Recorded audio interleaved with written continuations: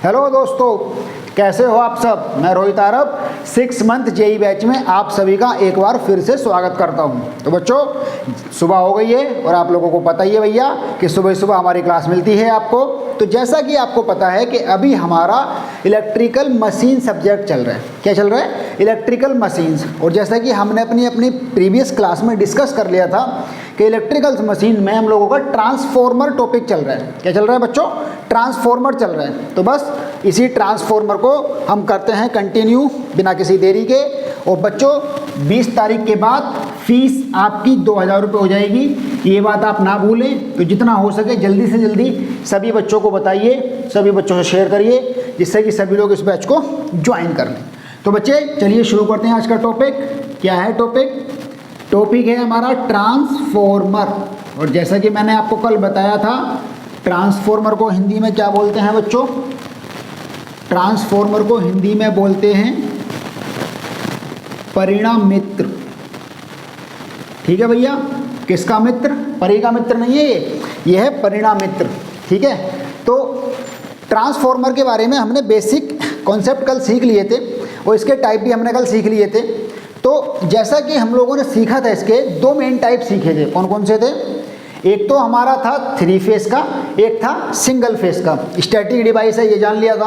और साथ ही साथ मैं अभी समझाऊंगा आप लोगों को, इसलिए मैंने पहले बना लिया डायग्राम, ताकि क्लास के दौरान अगर डायग्राम बनाएं और इतने अच्छे से डायग्राम बनाएंगे तो बहुत टाइम कंज्यूम हो जाएगा। तो डायग्राम्स को मैं पहले बेसिकली आप लोगों को बना के रख लिया करूँगा, या फिर ग्राफिक्स की क्लास ले लिया करेंगे, स्मार्ट बोर्ड से डायग्राम वाली क्लास लिया करेंगे। ठीक है, तो कल हम लोगों ने ट्रांसफॉर्मर की विशेषताओं के बारे में सीख लिया था। आई होप कि आप सभी को वो अच्छे से समझ में आया होगा। फिर भी अगर समझ में नहीं आया है तो आप अपने डाउट मार्क करके रखिए। संडे को मैं लाइव क्लास लूँगा और उस लाइव क्लास में आपके सारे के सारे समस्याओं के समाधान हम निकाल देंगे। ठीक है बच्चे, तो चलिए फिर उन विशेषताओं से, कैरेक्टरिस्टिक से, प्रॉपर्टीज से आगे को बढ़ के आज हम बात करते हैं अपने टाइप्स की, यानी कि ट्रांसफॉर्मर के प्रकार की बात करते हैं। किसकी बात करते हैं? ट्रांसफॉर्मर के प्रकार की। तो बेसिकली देखा जाए तो अगर सप्लाई के आधार पर हम ट्रांसफॉर्मर के प्रकार देखें तो ट्रांसफॉर्मर 2 प्रकार के हैं। कौन कौन से हैं? एक है सिंगल फेज ट्रांसफॉर्मर, यानी कि 1 फेज वाला जो होता है, और दूसरा है भैया 3 फेज ट्रांसफॉर्मर। ठीक है नहीं? अगर हम सप्लाई के आधार पर ट्रांसफॉर्मर्स के टाइप्स देखते हैं तो 2 टाइप के ट्रांसफॉर्मर बेसिकली पाए जाते हैं, सिंगल फेज ट्रांसफॉर्मर और 3 फेज ट्रांसफॉर्मर।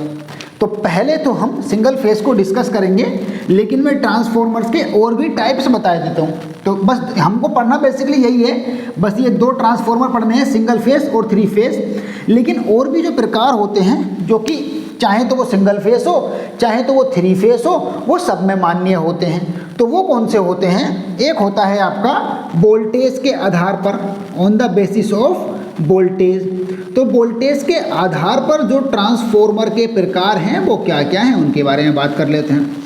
वोल्टेज के आधार पर ट्रांसफॉर्मर के जो प्रकार होते हैं, उनमें सबसे पहला प्रकार आता है आपका स्टेप अप ट्रांसफॉर्मर।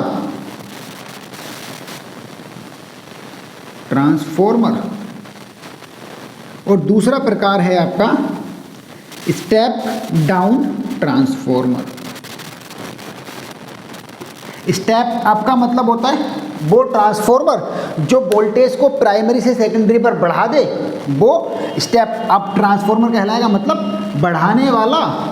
और स्टेप डाउन मतलब घटाने वाला। ठीक, स्टेप अप ट्रांसफॉर्मर जो है वो वोल्टेज को बढ़ाएगा, स्टेप डाउन ट्रांसफॉर्मर जो है वो वोल्टेज को घटाएगा। उसके बाद जो है एक मेन टाइप्स और है ट्रांसफॉर्मर का, जो कि उधर मैंने बना रखा है। ट्रांसफॉर्मर बेसिकली अगर बात करें हम संरचना के आधार पर, on the basis of construction, तो सिंगल फेज ट्रांसफॉर्मर्स जो होते हैं कंस्ट्रक्शन के आधार पर, वो ये 2 प्रकार के होते हैं। कौन कौन से होते हैं? एक होता है कोर टाइप, एक होता है सेल टाइप। कोर टाइप और shell type. Core type transformer, shell type transformer. ये core type transformer, shell type transformers क्या होते हैं, इन सबको हम धीरे धीरे डिस्कस करेंगे आज के इस लेक्चर में। आराम से 35 से 40 मिनट हैं हमारे पास। आज के लेक्चर में हम काफ़ी कुछ कवर करने वाले हैं। आज के लेक्चर में हम ट्रांसफॉर्मर की कंस्ट्रक्शन कवर करने वाले हैं, और जब कंस्ट्रक्शन कवर करेंगे तो कंस्ट्रक्शन के आधार पर ये ट्रांसफॉर्मर के टाइप्स को भी समझेंगे, सेल टाइप और कोर टाइप को भी। फिर हम सेल टाइप और कोर टाइप का आपस में कंपेयर करेंगे कि सेल टाइप को कहाँ यूज़ करते हैं, कोर टाइप को कहाँ यूज़ करते हैं। ठीक, फिर हम ये जानेंगे कि उसकी कोर कॉइल किस किस प्रकार से बनाई जाती हैं। फिर आज हम सिंगल फेस ट्रांसफॉर्मर का वर्किंग प्रिंसिपल जानेंगे और सिंगल फेस ट्रांसफॉर्मर में इंड्यूस होने वाले ईएमएफ का इक्वेशन भी डेराइव करेंगे।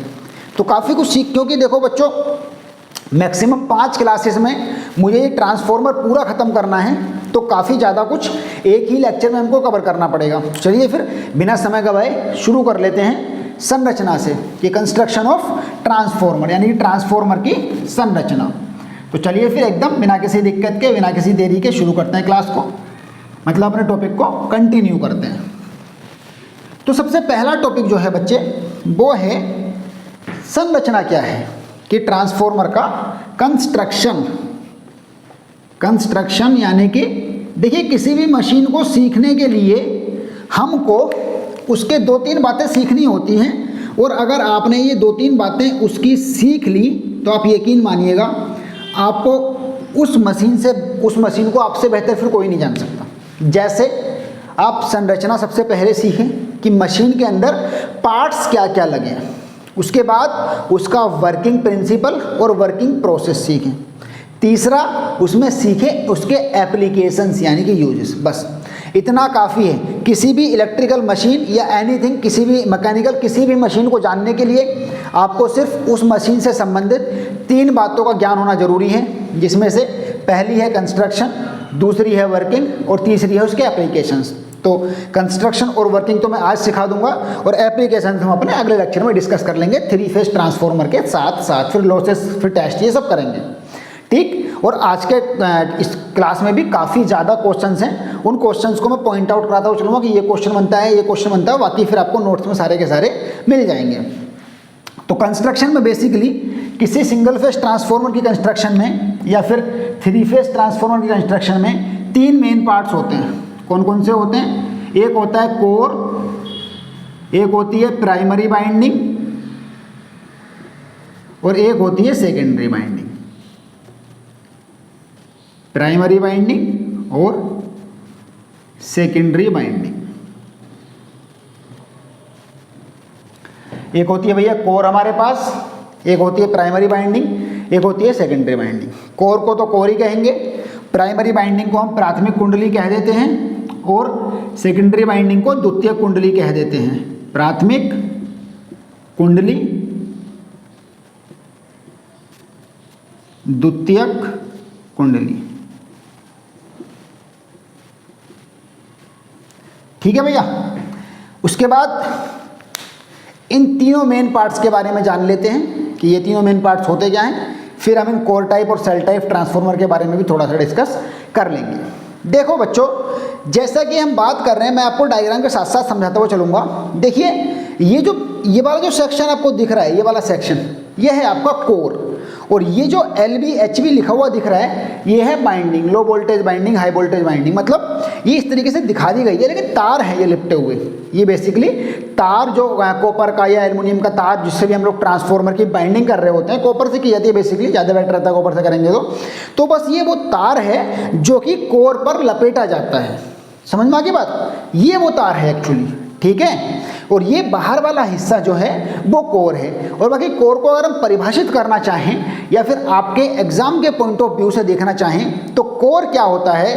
कोर किसी भी नोट करते हुए चलें कि कोर किसी भी एक ऐसा पार्ट है जो उसके प्राइमरी बाइंडिंग में प्रोड्यूस होने वाले मैग्नेटिक फ्लक्स को एक पाथ प्रोवाइड करता है, जिससे कि वो फ्लक्स सेकेंडरी बाइंडिंग तक पहुंच सके। जैसे मान लीजिए कि हम अगर यहाँ पर सप्लाई, देखो ये तो सबसे बेसिक बात सीखो कि ट्रांसफॉर्मर को एक तरफ सप्लाई देनी पड़ेगी और दूसरी तरफ उसमें कुछ चेंजेस होकर के हमको सप्लाई मिल जाएगी।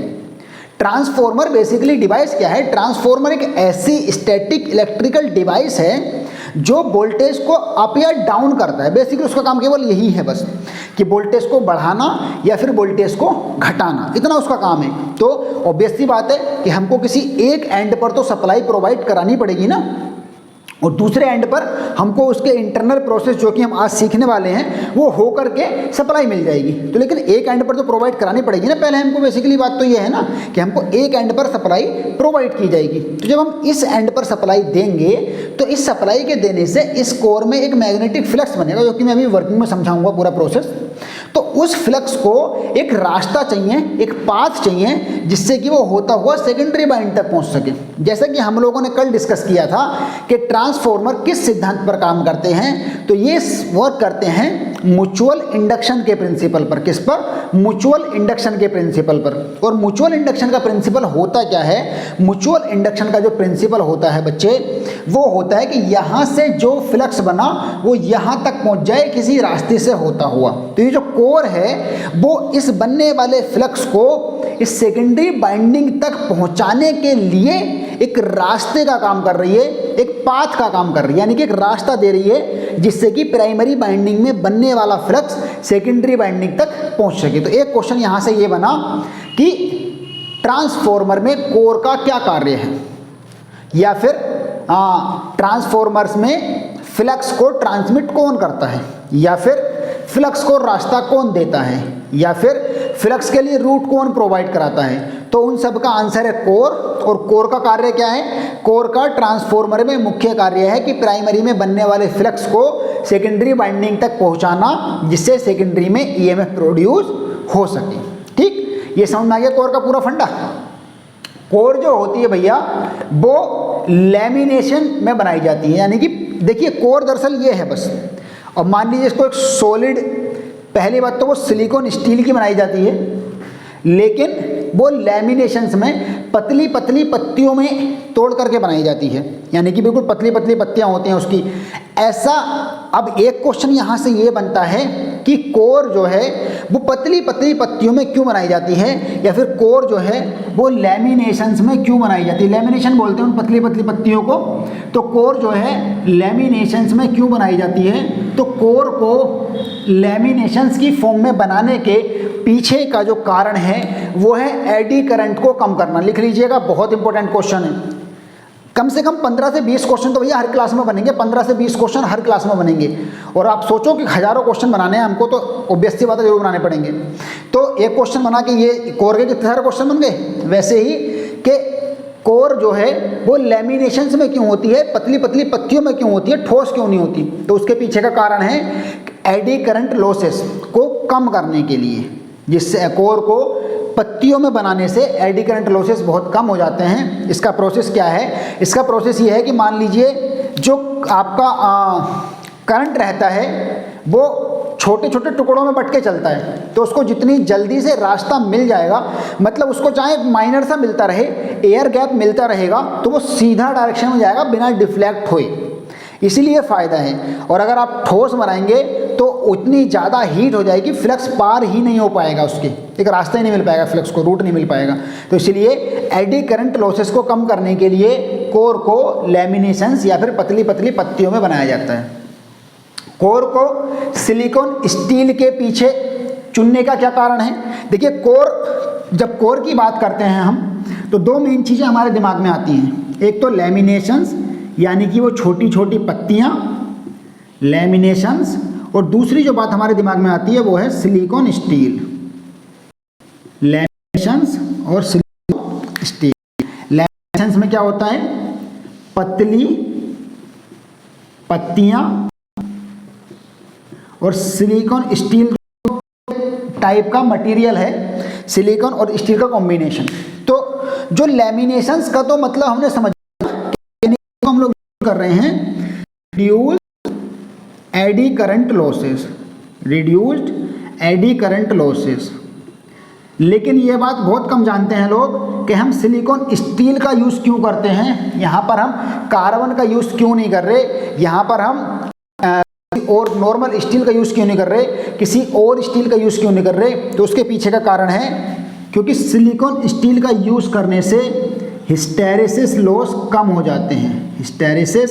हिस्टैरिसीस लॉस रिड्यूस्ड, याद रखिए आप, सिलिकॉन स्टील का यूज़ करने से हिस्टैरिसीस लॉस कम हो जाते हैं। तो यहाँ से एक क्वेश्चन हमारे पास ये बन गया बच्चों कि किसी ट्रांसफॉर्मर में हिस्टैरिसीस लॉसेस को कम करने के लिए किस मटेरियल का यूज़ किया जाता है या फिर क्या किया जाता है। तो हिस्टैरिसीस लॉसेस को कम करने के लिए सिलिकॉन स्टील की कोर बनाई जाती है, या फिर कोर में सिलिकॉन स्टील के पीछे चुनने का क्या कारण है, हिस्टैरिसीस लॉसेस को कम करना। पूरे 4 से 5 क्वेश्चन हमने केवल कोर से ढूंढ लिए हैं, और यहाँ से तो ढूंढे ही थे, बल्कि 5 से भी ज़्यादा क्वेश्चन हम लोगों ने केवल कोर से ढूंढ लिए। इस प्रकार हम अपने हर टॉपिक से क्वेश्चन ढूंढेंगे। ठीक है भैया, कोर का प्रोसेस यहाँ पर हमारा सारा का सारा खत्म हो जाता है। ठीक है नी, उसके बाद हाँ इतना ही काफ़ी के लिए, इस कोर में सीखने की जरूरत नहीं है। मैं आपको सारे के क्वेश्चंस नोट्स में दूंगा, उसमें डिटेल में होगा। लेकिन केवल नोट्स पढ़ने से ही काम चल जाता तो क्लास क्यों लेना आए होते हैं। आप जब क्लास ले रहे हो तो आपको पूरा सिखाएंगे बच्चे। देखो मैं आपको एक बात जरा पहले क्लियर कर देता हूँ कि क्लासेस लेने का मतलब ये होता है, अगर आप ये सोचते हो कि सर हमको 6 महीने में 6 सेमेस्टर के सारे सब्जेक्ट पढ़ा दें, है कि लॉजिकल बात, तब तो थोड़ा मुश्किल है ना। मतलब कि मैं आपको अगर वैसे पढ़ाने लग जाऊं जैसे कि आप स्कूल्स में पढ़ते थे, एक दिन में एक टॉपिक ट्रांसफार्मर का कंस्ट्रक्शन शुरू कर दिया तो पूरे लेक्चर में कंस्ट्रक्शन ही कंस्ट्रक्शन चले जा रहा है और घंटे 2 ऐसे गायब हो जा रहे हैं, तब तो जिंदगी में कभी भी हमारा कोर्स 6 महीने में खत्म नहीं होगा। इसीलिए मैं लाइव क्लासेस कम ले रहा हूँ, क्योंकि लाइव क्लासेस तो एक्स्ट्रा होंगी इन 180 से। ये क्लास नंबर 3 है और 180 क्लास खत्म करनी है, तो वो तो लाइव क्लासेस तो है, बाकी सब तो ठीक है नहीं। लेकिन याद रखो भैया कि जितना हो सके हम अपने कोर्स को खींचने की कोशिश करेंगे। कम शब्दों में आपको समझाऊंगा, मैं नोट्स में सारी बात बताई जाएगी, लेकिन समझाने के लिए ऐसा एक भी पॉइंट नहीं छोड़ेंगे जो आपको समझाया ना जाए। आपको समझाएंगे हम सारी की सारी बातें। ठीक, चलिए फिर अब बात कर लेते हैं थोड़ी सी कुंडली के बारे में, यानी कि कॉइल या फिर बाइंडिंग के बारे में। तो ट्रांसफॉर्मर में बेसिकली 2 बाइंडिंग होती हैं, एक प्राइमरी एक सेकेंडरी। प्राइमरी बाइंडिंग वह बाइंडिंग होती है जहां पर सप्लाई प्रोवाइड की जाती है, जहां पर सप्लाई अप्लाई की जाती है, वो बाइंडिंग आपकी प्राइमरी बाइंडिंग होती है। और सेकेंडरी बाइंडिंग वो होती है जहां पर कोर के थ्रू मैग्नेटिक फ्लक्स होकर के पास होता है, और जैसे ही वो उस बाइंडिंग से पास होता है या फिर उसको क्रॉस करता है तो उस बाइंडिंग में एक ईएमएफ जनरेट हो जाता है, वो सेकेंडरी बाइंडिंग होती है। और ये दोनों की दोनों बाइंडिंग ही बेसिकली मुख्य रूप से कॉपर की बनाई जाती हैं, कॉपर की बनाई जाती हैं। ठीक, कॉपर की बनाने के पीछे का सिर्फ एक ही कारण, क्योंकि इनमें डायरेक्ट सप्लाई फ्लो होनी है, तो सीधी सी बात है कॉपर की रेजिस्टिविटी कम होती है, इसीलिए कॉपर की ये बाइंडिंग बनाई जाती है। ठीक है भैया, उसके बाद बात आती है हमारे कि अब हम अपने ट्रांसफॉर्मर के टाइप लें, जो कि कोर टाइप और शेल टाइप है। ठीक है भैया, कोर टाइप और शेल टाइप को समझ लेते हैं, और उसके बाद जब कोर टाइप और शेल टाइप को हम लोग समझ लेंगे, फिर हम अपने ट्रांसफॉर्मर का वर्किंग प्रिंसिपल सीख लेंगे, और उसके बाद ईएमएफ इक्वेशन सीख लेंगे, और आज का हमारा लेक्चर खत्म हो जाएगा। ठीक, कम से कम 4 से 5 टॉपिक डेली के कवर करने हैं एक लेक्चर में, उससे ज़्यादा ही कवर करने हैं। तो हम जो है ट्रांसफॉर्मर के सेल टाइप और कोर टाइप, जो कि कंस्ट्रक्शन के आधार पर ट्रांसफॉर्मर 2 प्रकार के होते हैं। कंस्ट्रक्शन के आधार पर ट्रांसफॉर्मर हमने 2 प्रकार के पढ़े, मैंने अभी आपको बताया, एक है कोर टाइप, एक है शेल टाइप। दरअसल कोर टाइप ट्रांसफॉर्मर, ये बातें याद रखने लायक और बहुत बार पूछी जाती हैं, बहुत बार एग्जाम में, क्योंकि बहुत छोटी हैं और अक्सर इनको ज़्यादातर लोग नेगलेक्ट कर देते हैं, लेकिन हमको आपको हर चीज़ चलनी है। तो ये जो कोर टाइप ट्रांसफॉर्मर है, इसके बाहरी हिस्से को कहा जाता है योक, और इसको भी बाहरी हिस्से को कहा जाता है योक। ठीक, तो ये बातें नोट करके चलिए कि कोर टाइप ट्रांसफॉर्मर में 2 योक और 2 लिम्स होते हैं। मैं बताऊंगा इनके मतलब क्या होते हैं अभी, लेकिन आपसे जब एग्जाम में पूछेगा तो इसका हिंदी अर्थ लिख के नहीं देगा, वो आपको लिम्ब को लिम्ब ही लिख देगा, लिम्ब। वो पूछ लेगा कि ट्रांसफॉर्मर में पूछ लेगा कि सेल टाइप ट्रांसफॉर्मर में कितने लिम्ब होते हैं, तो आप कैसे बताएंगे फिर। तो इसलिए आप याद रखें कि कोर टाइप ट्रांसफॉर्मर में 2 योक और 2 लिम्स होते हैं। लिम्स को दूसरी भाषा में हम लेग्स भी बोल सकते हैं, लेग्स यानी कि पैर, यानी कि ये जो वर्टिकल स्तंभ हैं, वर्टिकल जो खड़े हुए हैं, इनको लिम्स कहते हैं, और जो पड़े हुए हैं इनको योक कहते हैं। ये जो खड़े हुए पैर हैं इनको लिम्स कहते हैं, और जो हॉरिजॉन्टल पिलर, हॉरिजॉन्टल स्ट्रक्चर मान लें, हॉरिजॉन्टल पिलर मान लें, या फिर हॉरिजॉन्टल बीम, व्हाटएवर आप कुछ भी कह रहे हो, हॉरिजॉन्टल जी जो अरेंज्ड है वो योक, वर्टिकली जो अरेंज्ड है वो लिम्स कहलाते हैं। ठीक, एग्जाम में बहुत बार ये छोटी सी बात पूछ बच्चे, लिम्स तो हमने कभी सुना, लिम्स दरअसल लेग्स को बोलते हैं।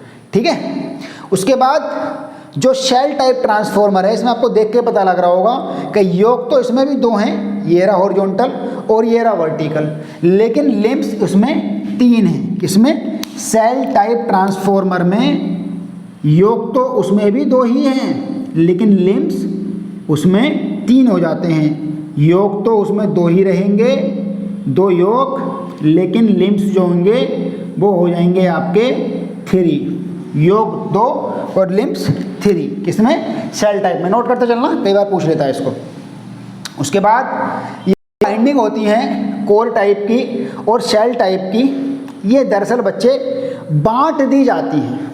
मतलब होता क्या है, ये देखिए हाई वोल्टेज बाइंडिंग और लो वोल्टेज बाइंडिंग, ये मतलब इस तरीके से है ना कि ये मान लीजिए ये हो गया ये वाला हिस्सा, ये अब इसके ऐसे करके लपेट दूं मैं, फिर फोटो खींचूं, तो बस वही है। ये अंदर वाला हिस्सा है जो कि लो वोल्टेज और लो वोल्टेज बाइंडिंग है, इसके ऊपर ओवरलैप करके हाई वोल्टेज बाइंडिंग को लपेटा गया है या फिर चढ़ाया गया है। सेम कहानी इधर भी हो गई है। इसको जो है एक ही बाइंडिंग को 2 हिस्सों में इसलिए बांट दिया जाता है, ये मतलब हाई वोल्टेज और लो वोल्टेज के सेक्शन में, ताकि उससे जो है रिएक्टेंस या फिर लीकेज फ्लक्स कम हो जाए। लीकेज फ्लक्स जितना कम होगा हमारा सेकेंडरी पर उतना ही अच्छा फ्लक्स जाएगा।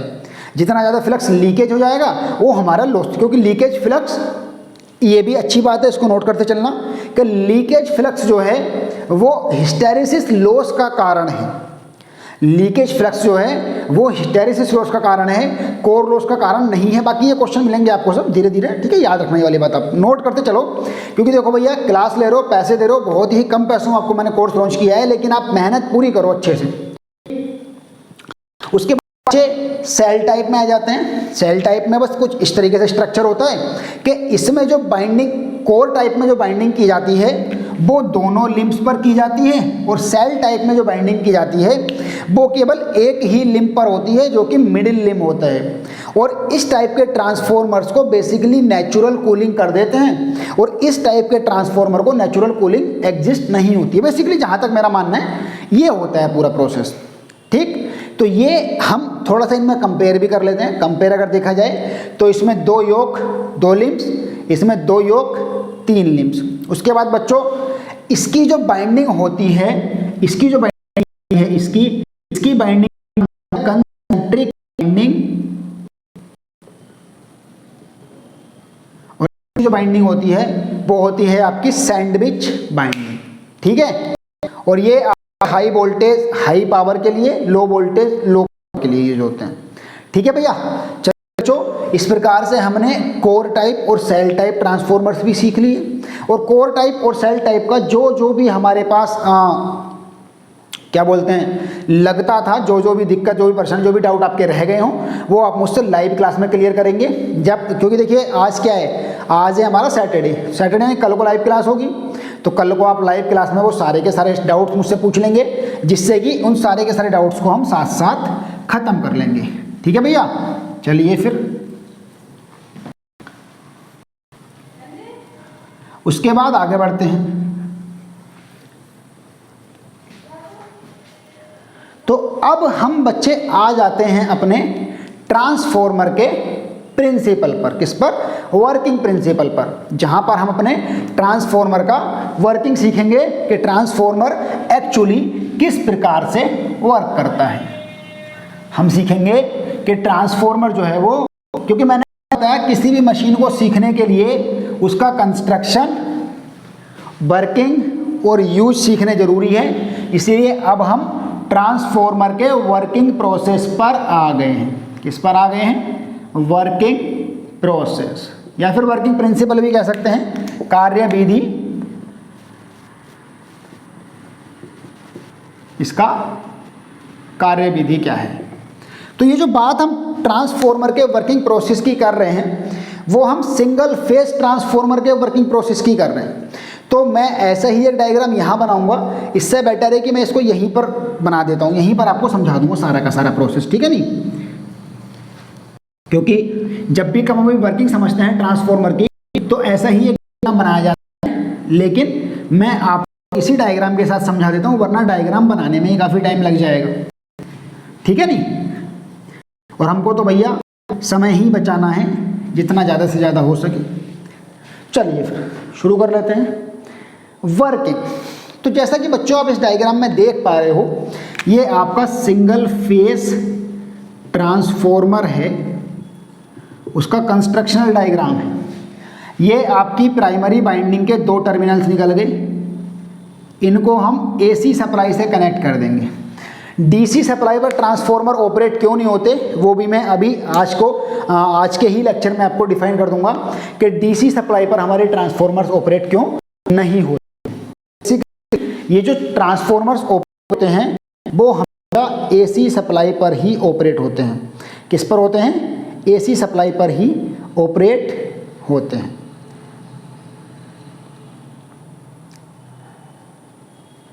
ठीक है बच्चे, तो अब इनका पूरा प्रोसेस समझ लीजिए आप कि किस किस प्रकार से ऑपरेट होते हैं। देखिएगा, जब हम किसी ट्रांसफॉर्मर को, बिल्कुल ध्यान से सुनिएगा, ये ऐसी चीज़ है ना तो आपको किसी किताब में मिले लिखी हुई एग्जैक्ट सेम ऐसा नहीं है कि किसी किताब में वर्किंग प्रिंसिपल नहीं होता, वर्किंग प्रिंसिपल सारी की सारी किताबों में मिलेंगे, लेकिन एग्जैक्ट सेम नहीं मिलेगा जिस तरीके से मैं बताने जा रहा हूँ। आप लोगों को ध्यान से सुनिएगा।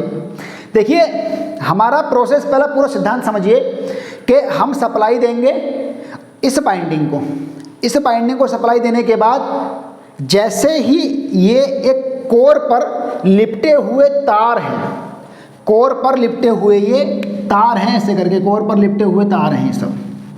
तो कोर पर लिपटे हुए तारों में जब हम सप्लाई देते हैं तो फैराडे का इलेक्ट्रोमैग्नेटिक इंडक्शन लॉ कहता है, वैद्युत प्रेरण सिद्धांत, इलेक्ट्रोमैग्नेटिक इंडक्शन लॉ कहता है कि जब किसी कोर में से कोई करंट फ्लो कराएं, जब किसी कोर में से कोई करंट फ्लो कराएं और जब किसी कोर से कोई करंट फ्लो कराते हैं, फैराडे का इलेक्ट्रोमैग्नेटिक इंडक्शन लॉ ये कहता है, फोन आ गया तो माइंड थोड़ा डिस्ट्रैक्ट हो गया मेरा, कि जब किसी कोर में से कोई करंट फ्लो कराएं तो उस कोर में एक मैग्नेटिक फील्ड जनरेट हो जाता है। मैग्नेटिक फील्ड का मतलब एक फ्लक्स प्रोड्यूस हो जाता है। ये फ्लक्स अलग अलग नेचर का होता है on the basis of power supply. याद रखिएगा, जब हम single phase AC supply produce करते हैं तो जो फ्लक्स बनता है वो बनता है चेंजिंग नेचर का। किसका? चेंजिंग नेचर का, या फिर अल्टरनेटिंग फ्लक्स बनता है, अल्टरनेटिंग फ्लक्स। जब हम डीसी सप्लाई यूज करते हैं तब जो फ्लक्स बनता है वो बनता है कांस्टेंट फ्लक्स। जब हम 3 फेस एसी सप्लाई यूज करते हैं तब जो फ्लक्स बनता है वो बनता है रोटेटिंग फ्लक्स। ये 3 बातें आप लोग कर लो से कहीं भी। जब डीसी सप्लाई देते हैं तो कांस्टेंट मैग्नेटिक फील्ड है, सिंगल फेस सप्लाई देते हैं तो अल्टरनेटिंग मैग्नेटिक फील्ड बनता है, 3 फेस एसी सप्लाई देते हैं रोटेटिंग मैग्नेटिक फील्ड बनता है। अब याद हो गया ये वाला? बस इतना ही काफी है। उसके बाद जब हम यहाँ पर सिंगल फेस एसी सप्लाई देते हैं तो ऑब्वियस बात है यहाँ पर किस प्रकार का मैग्नेटिक फील्ड जनरेट हो रहा होगा बच्चे? आप मुझे बताइए कि यहाँ पर हम किस प्रकार का मैग्नेटिक फील्ड जनरेट हो रहा होगा? यहाँ पर हमारा मैग्नेटिक फील्ड जनरेट हो रहा होगा वो नेचर का, अल्टरनेटिंग मतलब चेंज, या फिर पल्सेटिंग बोल सकते हैं, जो कि ऐसे ऐसे मतलब उसकी पोजीशन, जैसे कि मैग्नेटिक फील्ड मान लीजिए ये बना है, यहाँ पर N और यहाँ पर S है, तो इसकी पोजीशन फ्रीक्वेंसी के हिसाब से वेरी करती रहेगी। जैसे कि 50 की फ्रीक्वेंसी की सप्लाई है तो एक समय में 50 बार इनके पोल्स आपस में चेंज हो जाएंगे। इस तरीके से ये 3 जो मैंने लिखाए थे पीछे कि किस प्रकार की सप्लाई देने पर किस प्रकार का मैग्नेटिक फील्ड बनता है, ये 3 क्वेश्चन थे। ठीक, तो उसके बाद का प्रोसेस क्या है कि जब changing nature of flux generate हुआ है एसी सप्लाई देने से, हमारा जब हमने एसी सप्लाई दी तो चेंजिंग नेचर का फ्लक्स जनरेट हो रहा है। चेंजिंग मतलब ऊपर नीचे अल्टरनेट हो रहा है, और अल्टरनेट फ्लक्स की ये प्रॉपर्टी होती है कि उसको रास्ता मिलेगा तो वो भाग जाएगा। और दूसरी बात, अब हम फैराडे के बात करते हैं। फैराडे क्या बोला, जब हम किसी को सप्लाई दें और एसी सप्लाई तो उसमें एक मैग्नेटिक फ्लक्स जनरेट होता है, और मैग्नेटिक फ्लक्स चेंजिंग होता है तो उस कॉइल में एक ईएमएफ भी जनरेट हो जाता है। ठीक है भैया, अब ईएमएफ भी बन गया, फ्लक्स भी बन गया। ये वाला फ्लक्स यहाँ से पास होता हुआ जाएगा सेकेंडरी तक, क्योंकि ये जो कोर है वो उसको एक पाथ दे रही है फ्लक्स को फ्लो होने के लिए, मतलब कि फ्लक्स को आगे बढ़ने के लिए एक रास्ता प्रदान कर रही है कोर। ठीक, तो कुछ टर्म के बारे में सुनो। जैसे ही हम इसको सप्लाई देंगे एक करंट आईपी जिसका नाम है प्राइमरी करंट प्रोड्यूस हो जाएगा। उसके बाद यहाँ पर फ्लक्स बनेगा फाई और ईएमएफ बनेगा E1 या फिर EP भी बोल सकते हैं इसको आप। ठीक, उसके बाद जैसे ही फ्लक्स यहाँ से पास होना शुरू हुआ सेकेंडरी तक पहुँचा, याद रखिए फ्लक्स जो यहाँ से पास होना शुरू हुआ और सेकेंडरी तक पहुँचा। ठीक, फ्लक्स यहाँ से पास हो गए, जब ये सेकेंडरी तक फ्लक्स आ गया आपका, फिर से फैराडे आगे भाग कर फिर से फैराडे कूद पड़े। फैराडे फिर से बोले कि भैया ये जब फ्लक्स किसी से पास होता है तो उसमें एक ईएमएफ बन जाता है। इस सिद्धांत के आधार पर सेकेंडरी वाइंडिंग में भी एक ईएमएफ E2 जनरेट हो गया, और यही आपका आउटपुट वोल्टेज है। जैसे ही आप इस वाइंडिंग से कोई लोड कनेक्ट कर दोगे, जैसे ही आप सेकेंडरी वाइंडिंग से कोई लोड कनेक्ट कर दोगे, तब सेकेंडरी वाइंडिंग में IL या फिर IS करंट फ्लो होना शुरू हो जाएगा। IL या फिर IS यानी कि सेकेंडरी करंट या फिर लोड करंट फ्लो होना शुरू हो जाएगा, और जितना फ्लक्स इन लोगों ने गेन किया बाकी फिर से प्राइमरी पर आ गया। ये था पूरा सिंगल फेज ट्रांसफॉर्मर का वर्किंग प्रोसेस। फिर से सुन लीजिए, सिंगल फेज, चाहो तो आप इधर को नया डायग्राम बना दें, कोई दिक्कत नहीं है ऐसी। ये लीजिए, थोड़ा नया डायग्राम बना के समझ लेते हैं, ज़्यादा आसानी से समझ में आ जाएगा आपको।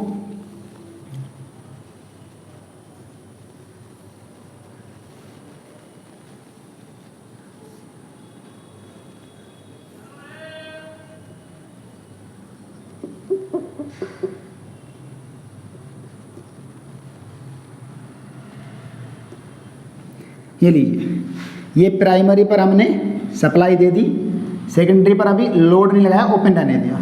जब प्राइमरी पर सप्लाई दी तो इसमें एक करंट फ्लो होना शुरू हुआ IP, फिर इसमें एक EMF बना E1, फिर फ्लक्स जनरेट हुआ, और वो फ्लक्स पास होता हुआ कोर के थ्रू सेकेंडरी वाइंडिंग के टर्न्स को कट करेगा। जब वो सेकेंडरी वाइंडिंग के टर्न्स को कट करेगा तो फैराडे के इलेक्ट्रोमैग्नेटिक लॉ के अनुसार कहना है कि जब किसी कंडक्टर में से या फिर जब किसी कंडक्टर को किसी मैग्नेटिक फील्ड में रखा जाता है तो उस पर एक EMF जनरेट हो जाता है। जब किसी चालक को किसी विद्युत क्षेत्र में रखा जाता है तो उस पर एक विद्युत वाहक बल आरोपित हो जाता है। ये फैराडे का कहना है, सभी लोगों ने 9th और 10th में पढ़ा होगा।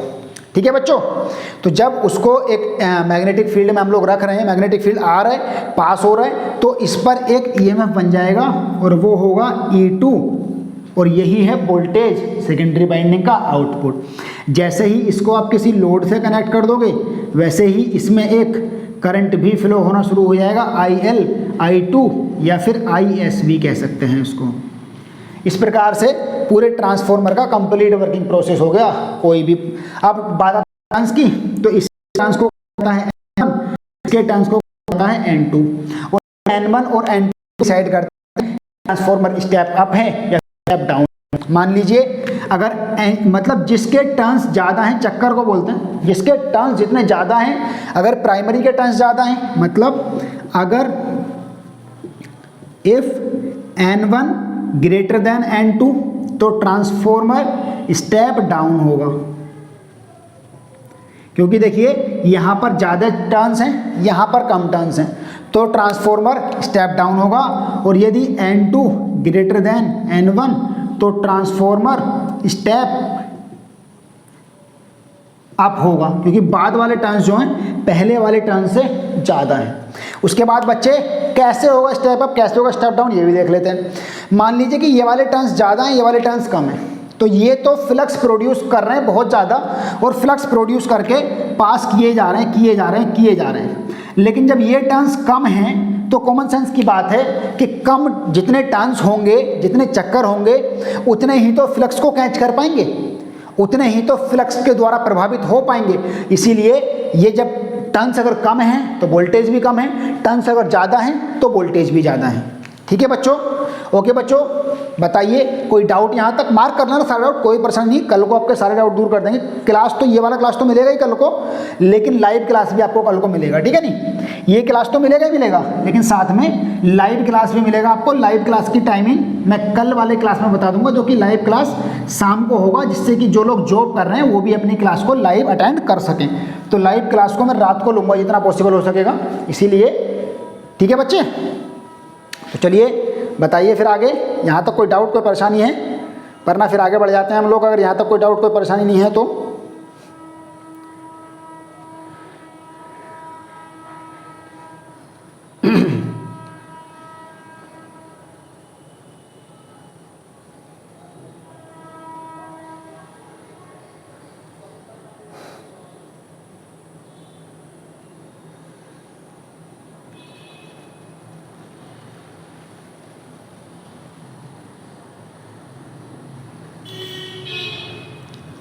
ओके गाइस, तो वर्किंग प्रिंसिपल ट्रांसफॉर्मर का हमारा कंप्लीट हो गया। उसके बाद हमारा आज का टॉपिक वो ये है कि ट्रांसफॉर्मर का ईएमएफ इक्वेशन, ट्रांसफॉर्मर का ईएमएफ इक्वेशन। इसके लिए मैं एक क्लास और आज आपका मशीन का डाल दूंगा, क्योंकि जितने ज़्यादा क्लासेस हम लोग लेते रहेंगे उतना ही फ़ायदा है। तो एक मशीन का क्लास मैं और अपलोड कर दूंगा आज आपके लिए, जिससे कि आपको वो भी मिल जाएगा। लेकिन आज की क्लास को हम लोग यहीं पर विराम दे रहे हैं बच्चों, क्योंकि क्लास फिर वरना बहुत ज़्यादा बड़ी हो जाएगी और आपको फिर बोरियत होने लगेगी क्लास में। तो आज इतना पढ़िए, इन सब में जितने मैंने इंपॉर्टेंट पॉइंट्स बताए हैं उनको MCQs बनाइए। बाकी कल को आपको यहाँ तक जहाँ तक पढ़ा दिया है इसके नोट्स मिल जाएंगे, और इनसे रिलेटेड MCQs भी आपको 50 MCQs में आपको प्रोवाइड करा दूंगा। ठीक है बच्चे, तो बच्चे जितना हो सके ज़्यादा से ज़्यादा लोगों को बोलिए बैच को ज्वाइन करने के लिए, क्योंकि जल्दी जल्दी जब सब लोग बैच ज्वाइन करेंगे तभी तो ज़्यादा अच्छा लगेगा पढ़ाने में। ओके गाइस, चलिए फिर मिलेंगे आप लोगों से शाम को, जबकि आपका मिनट का क्लास होगा। उसके पीछे भी हो सकता है बीच में मशीन का एक और लेक्चर डाल दें, वरना मशीन कल हम अपना कंटिन्यू करें ट्रांसफॉर्मर के EMF इक्वेशन से। ओके गाइस, आई होप आपको आज का सारा क्लास अच्छी तरीके से समझ में आया होगा। फिर भी अगर कोई डाउट, कोई दिक्कत, कोई परेशानी रह गई है तो आप कल की लाइव क्लास में मुझसे कॉन्टैक्ट वो करेंगे, जो कि हम कल को लाइव रखेंगे। कल को मैं आपको बता दूंगा कि हम क्लास कब रखने वाले हैं। Okay guys, thank you so much. Class को पूरा देखने के लिए अच्छी लगी लाइव, सभी लोगों से बैच के बारे में कैसा ये भी बताओ, ज़्यादा से बैच को ज्वाइन करो। Thank you so much.